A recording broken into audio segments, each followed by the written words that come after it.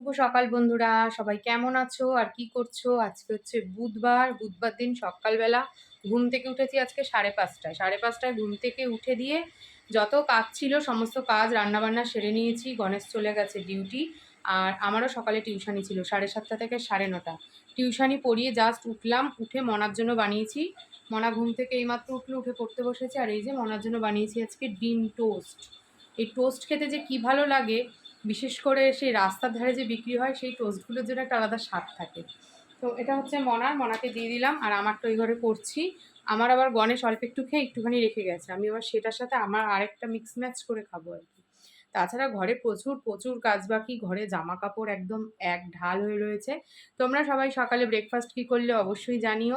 সারাটা দিন যে কিভাবে কেটে যায় সকাল থেকে রাত, সত্যি মানে ইম্যাজিন করে পাই না। লাস্টে যখন ভিডিও এডিট করি তখন বসে দেখি যে ওরে বাবা, এত এত কাজ সেরে ফেলেছি আমি সারাদিনে।